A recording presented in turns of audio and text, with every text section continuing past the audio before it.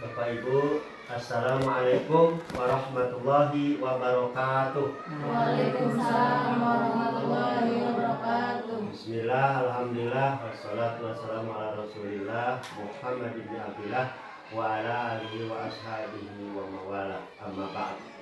Yang saya hormati Bapak Ibu Guru SMP Negeri 1 Atap Cipanas, juga perwakilan murid SMP Negeri 1 Atap Cipanas, dua siswa ya yang Bapak banggakan. Puji dan syukur marilah kita panjatkan kehadirat Allah Subhanahu wa taala. Alhamdulillah pada hari ini kita bisa berkumpul bersama dalam acara. Izinkan saya sebagai kepala sekolah baru sini dan sebagai calon guru penggerak angkatan 6 dalam hal ini ingin mengidentifikasi secara kolaboratif bersama warga sekolah tentang aset kekuatan sumber daya yang dimiliki oleh SMP Negeri 1 Atap 4 Cipanas ya. Jadi ini merupakan materi calon guru penggerak modul 3.2 yaitu pengelolaan sumber daya. Nah, ini penting sekali ya dalam rangka agar semua warga sekolah dapat bersama-sama mengetahui dan memanfaatkannya untuk peningkatan kualitas pendidikan. Jadi kita harus berpikir aset ya, harus berpikir kemajuan yang sudah kita capai, harus berpikir pemberdayaan yang sudah ada. Jangan sampai kita aset itu berpikirnya uang dan uang atau finansial. Kita ini punya aset banyak. Kalau saya perhatikan dari beberapa hari aset kita itu banyak sekali tadi ya. Nanti kita identifikasi bersama-sama oleh Bapak Ibu Guru beserta murid aset-aset kita untuk peningkatan kualitas pendidikan di SMP Negeri 1 Atap 4 Cipanas. Jadi sekali lagi, aset itu bukan finansial, tapi memang ada finansial juga merupakan modal aset seperti itu. Nah, contoh, karena kita adalah sekolah sebagai ekosistem ibaratnya. Jadi sekolah itu sebagai ekosistem.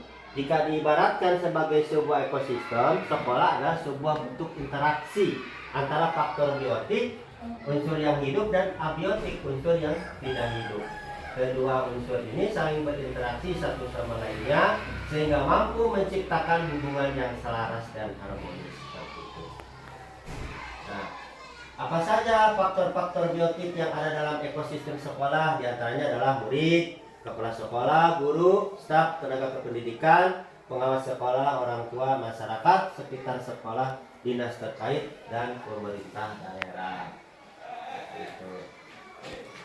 Nah, faktor-faktor abiotik yaitu faktor yang tadi ya, tidak hidup, yang juga berperan aktif dalam menunjukkan keberhasilan proses pembelajaran. Di antaranya adalah keuangan, sarana dan prasarana, serta lingkungan alam. Nah, aset-aset apa saja di sekolah itu dalam sebuah komunitas? Secara teori ada 7 aset utama. Yang pertama adalah modal manusia, ya, modal sosial 2, ketiga modal politik, 4 modal agama dan budaya, 5 modal fisik, 6 modal lingkungan atau alam, dan terakhir adalah modal finansial tuh yang disukai ibu-ibu tuh warna pink tuh modal finansial seperti itu. Nah baik, nah ini aset. Nah, contohnya seperti ini Bapak sudah merancang, tapi ini tuh akan ada perbaikan manakala Bapak Ibu memberi masukan. Ini baru contoh saja seperti ini supaya Ibu punya gambaran, nanti memberikan masukan kepada saya sebagai kepala sekolah dan juga calon guru penggerak. Tugas di aksi nyata, mohon masukannya apa saja, kemudian strategi pemanfaatannya. Sebutkan kalau saya contohnya adalah aset modal manusia. 1, kepala sekolah, pendidikannya S2. Alhamdulillah Bapak sudah melanjutkan ke pasca yaitu manajemen pendidikan Islam S2 ya di Institut PTIK Jakarta. Kemudian juga Bapak ikut sekarang calon guru penggerak angkatan 6 sehingga mudah cita-cita pendidikan ke depan adalah kita berpihak kepada murid. Jadi semua kita orientasikan kepada murid seperti itu. Ya. Yang berikutnya guru di sini contoh yang gambaran saja, guru sudah S1 semua di sini. PNS 1 latar belakang TU, ya, ASN 3, calon ASN 2, GTT sekolah 1, OPS 1, penjaga sekolah multitalenta. Seperti itu. Jadi penjaga sekolah kita itu multitalenta, bisa mengadakan ini dan itu. Kemudian linier PAI 3, linier PKN 2. Nah ini fungsinya nanti pengembangan profil pelajar Pancasila kita mampu karena PAI 3, PKN 2. Ini lebih kena gitu ya ke profil pelajar Pancasila. Kemudian bahasa Indonesia 1 plus penulis nasional ya. Kita ini bahasa Indonesia, bahasa Inggris plus kualifikasi kesehatan. Ini bisa diberikan kepada storytelling dan UKS, usaha-usaha kesehatan sekolah. Nanti kita berdayakan, bahkan kita bikin atau buat kayak semacam dokter siswa seperti itu ya. Kemudian ada IPS 1, keren, ini IPS senior ya. Juga kompetensi bidang kesehatan, bersertifikasi 2. Saya bersertifikasi 2, saya sama Ibu Lela. Ini juga merupakan pengembangan diri. Kalau udah bersertifikasi berarti profesional. Jadi gurunya benar-benar lebih dari yang belum bersertifikasi seperti itu. Ini aset kita ya. Kemudian sedang menjalani PPG 2. Benar ya? Itu saya karena memang kemarin saya sudah dapat verifikasi sementara. Murid 87 orang ya. Komite sekolah mantan kepala desa. Ini juga penguatan ya, yang namanya pernah menjabat sebuah pemerintahan berarti akan mendukung terhadap program-program pendidikan. Selanjutnya penjaga tokoh masyarakat atau multitalenta, ibu guru putra daerah terbaik. Nah bapak-bapak, ibu-ibu ini kan guru terbaik di daerah ini ya, ibu seleksi dan sebagainya. Mungkin loyalitas akademiknya luar biasa jadi ditularkan kepada murid-murid kita. Kemudian juga murid-murid diarahkan, murid-murid mudah diarahkan dan penurut ya. Kelihatan sekali waktu kemarin kita acara bisa sambut, murid-muridnya luar biasa, nurut dan religius ya. Kemudian pengawas sekolah, pembina, konsentrasinya suka di Cipanas 1, jadi dekat, jadi bisa pembinaannya berkala. Kemudian ada satu lagi yaitu pengawas PAI. Pengawas PAI berasal dari Subrayon 3, yaitu berasal dari guru PAI SMP 1 Cipanas, yaitu Ibu Haja ya. Ibu Haja nanti beliau adalah berasal dari guru PAI 1 Cipanas, jadi lebih dekat. Jadi PAI-nya kita akan maju karena kita selalu berkoordinasi dengan pengawas PAI untuk perkembangan mata pelajaran PAI. Kemudian usia guru di rentang 30 sampai 45 tahun. Ini masih usia produktif ya, semangat gitu ya. Beda dengan sekolah-sekolah yang ya katakan sekolah itu kan masih udah pada tua gitu ya. Tapi kita di sini muda-muda berarti merupakan aset. Nah itu gambaran strategi pemanfaatan dari aset modal manusia seperti itu. Masih banyak lagi yaitu modal aset sosial ya. Kemudian saya sampaikan sumber daya agama, budaya, kemudian sumber daya finansial, sumber daya politik, sumber daya lingkungan alam, sumber daya fisik, dan sumber daya sosial. Nah, terakhir sumber daya manusia. Jadi Bapak Ibu sekalian, demikian gambaran-gambaran mengenai sumber daya atau aset sekolah SMN Negeri 1 Atap Cipanas. Dari hal modal manusia masih banyak lagi murid, komite dan sebagainya, tokoh masyarakat belum saya sampaikan. Nanti setelah diidentifikasi hari ini dan hari besok mungkin sudah tergambar dan saya akan laporkan lagi kepada Bapak Ibu yang sesuai dengan sumber dari Bapak Ibu sekalian.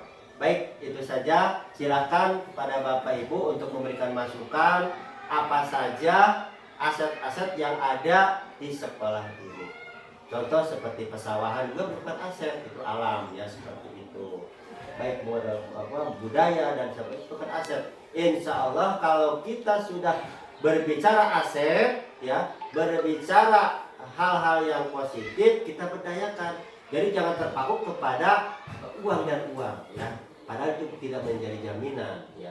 Sekolah besar pun banyak uang tapi tidak menjamin siswa berprestasi, guru-gurunya harmonis dan sebagainya seperti itu. Baik, silakan. Ya, dipersilakan kepada Bapak Ibu. Terima kasih. Belum saya tutup, saya persilahkan dulu di tengah. Ya. Ya, ya, bolehlah mangga. Bagaimana dengan WiFi di sekolah kita, Pak? Apakah ini aset juga? Oh iya, bagus Ibu Lela. Memang WiFi merupakan modal, ya, modal fisik, ya, modal fisik karena memang di zaman sekarang kita perlu yang namanya internet, ya, karena memang udah digital. Bahkan kita sudah memasuki pembelajaran daring, ya. Oleh karena itu untuk WiFi, ya, merupakan aset, ya, merupakan aset dan ini harus menjadi prioritas, ya, karena sekarang sudah memasuki IKN dan informasi dari kementerian pun lewat teknologi seperti itu. Baik, selanjutnya siapa lagi? Pak, itu kan untuk hari Rabu di Desa Pasir Auli ini kan suka diadakan ngatir, Pak. Jadi kemungkinan untuk hari Rabu anak-anak belajarnya tidak akan kondusif dikarenakan laki-lakinya semua pada ngatir. Terus anak-anaknya juga kan alhamdulillah pada semangat, Pak, itu untuk ngatir itu karena mungkin sudah tradisi, ya, di kampung kita gitu.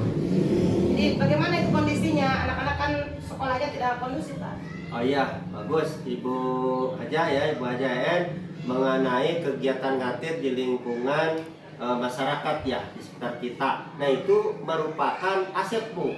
Itu namanya modal budaya atau modal agama dan budaya terkaitan.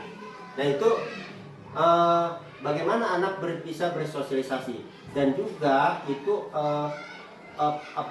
pendalaman mengenai pemahaman anak terhadap keagamaan, ya, bagaimana mencintai Allah, mencintai Rasulullah, di situ juga bisa berinteraksi dengan masyarakat dan juga ada nilai-nilai sosialnya. Ngatir itu ada nilai sosialnya, itu peduli, ya, berkat, ya, kepada orang yang tidak mampu dan seperti itu. Ada nilai-nilai kebajikan di dalam ngatir itu. Ada gotong royong juga. Ada gotong royongnya juga. Itu mantap, Bu. Jadi itu nanti bahkan itu kita akan gali menjadi sebuah karya ilmiah, ya, seperti itu. Coba. Ya, terima kasih, Pak. Ya. Baik, dari siswa disilakan. Ya. Bagaimana dengan pramuka, Pak? Apakah itu aset kita juga? Untuk pramuka merupakan satu program sekolah, ya, dari kesiswaan, itu merupakan aset, ya. Sudah berjalan, ya, ya, sudah berjalan kan? Alhamdulillah. Setiap hari apa latihannya sini? Setiap hari, ya, itu merupakan aset karena memang dalam pramuka itu ada yaitu pembentukan karakter, ya, ada pembentukan karakter, cinta tanah air, kemudian mental, ya, mental bagus, ya, berkarakter baik, yaitu hidup bersahaja, dan itu harus, dan insya Allah dengan kepemimpinan Bapak itu akan kita lanjutkan, ya, mengenai kegiatan ekstrakurikuler gerakan pramuka. Seperti bahkan nanti Bapak akan menjemput yaitu nomor gudegnya. Berarti Bapak sekaligus ex officio berarti menjadi majelis pembimbing gugus depan. Insya Allah Bapak juga punya aset dalam diri Bapak. Bapak sudah kursus mahir lanjutan, ya, KML. Jadi punya hak untuk membina penggalang. Kebetulan Bapak ambil spesialnya yaitu pramuka penggalang G merah, seperti itu. Bagus. Terus apalagi itu aset juga. Itu aset manusia, itu yaitu aset manusia. Artinya itu aset manusia. Sumber daya manusia. Baik. Bagaimana dengan barang-barang seperti meja dan kursi? Apakah itu merupakan aset juga? Lalu apa? Barang apa? Barang-barang seperti meja. Oh, iya. Bagus sekali, ya. Luar biasa. Namanya siapa? Namanya? Mukni. Bagus, itu pertanyaan luar biasa. Itu merupakan modal fisik, ya. Modal fisik itu bangunan, ruang kelas, mebler, ya. itu merupakan modal fisik untuk murid ya, untuk murid menjadi sarana dan prasarana dalam proses pembelajaran. Jadi mudah-mudahan kalian murid akan mendapatkan kenyamanan ya. Insya Allah ke depan kita akan berusaha lagi untuk memenuhi, jangan sampai tidak ada yang duduk di kursi seperti itu ya.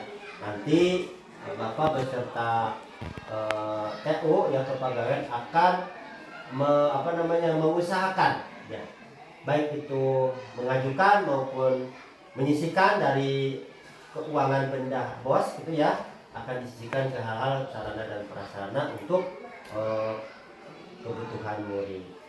Karena memang bos itu untuk kebutuhan murid ya, dan kebutuhan operasional sekolah ya, seperti itu. Baik, ada lagi? Silakan Ibu. Selama ini saya suka menulis Bapak. Saya menulis baik jenis fiksi maupun non fiksi. Buku solo saya sudah 4. Buku kolaborasi yang masuk ke Gramedia ada 1 bersama Prof. Eko, dan sisanya itu berupa buku antologi. Jadi jumlah buku saya sekitar 60 buku Bapak. Apakah itu bisa dikatakan sebuah aset? Iya Bu. Terima kasih Bu Am. Ini semakin semangat saya di sini karena saya kebetulan calon guru penggerak. Hari ini saya mendapatkan ilmu yaitu tentang pengolahan sumber daya aset. Saya kesini luar biasa, tambah semangat untuk menjadi guru penggerak. Ternyata di sini ada SDM yang luar biasa yang dicari oleh kementerian dan juga dinas pendidikan. Kemarin saya wanti-wanti oleh dinas pendidikan, tolong cari penulis untuk inovasi. Berarti ini masuk ke dalam aset sumber daya manusia, Bu. Jadi di sini ada aset sumber daya manusia S1 bahasa Indonesia, sedang pendidikan PPG ya, pendidikan profesi guru, juga bisa menulis. Nanti insya Allah ke depan kita berdayakan ya, baik gurunya sendiri maupun untuk murid. Jadi pengembangan Ibu Am, insya Allah kita berkolaborasi sejauh mana nanti Ibu bisa berkembang melalui menulis ya. Ibu alhamdulillah sekarang sudah proses CGP angkatan 8 ya Bu ya. Iya. Mudah-mudahan ya Bu ya, Ibu lulus tinggal menunggu. Mudah-mudahan di situ tumpahkan seluruh ide-ide Ibu, inovasi nanti di pendidikan guru penggerak ya. Insya Allah di situ nanti saya juga akan membersamai Ibu ya mengenai karir Ibu di penulis ya. Dan saya juga mohon untuk bisa juga mengembangkan ya, karena saya juga sedikit-sedikit juga menulis gitu, artikel dan sebagainya. Mohon juga saya dibilang seperti itu. Dan kita nanti ke murid itu ada yang namanya kalau dulu LKIR ya, lomba karya ilmiah remaja. Kalau sekarang apa namanya itu? Ya, seperti itu. Nanti dikembangkan kepada murid, dan di sini banyak sekali hal-hal yang harus kita tulis seperti itu. Ya. Jadi termasuk aset modal manusia. Mantap.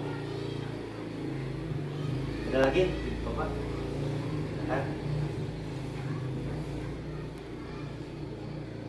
Ya, baik. Cukup. Kalau tidak ada lagi, mohon sekali lagi nanti secara tertulis Bapak Ibu ya, atau murid-murid untuk menulis aset ya, dan strategi pengembangannya. Contoh kayak tadi misalnya masih dekat, berarti strategi pengembangannya adalah untuk melaksanakan sholat zuhur berjamaah. Contoh seperti itu ya. Sampaikan saja, Bapak tunggu ya besok. Nanti sekarang berpikir ya, pulang ke rumah juga berpikir apa aja yang memang aset SMP Negeri 14 Cipanas. Demikian, mohon maaf, kita akhiri dengan baca hamdalah. Alhamdulillahirobbilalamin. Wassalamualaikum warahmatullahi wabarakatuh. Waalaikumsalam warahmatullahi wabarakatuh.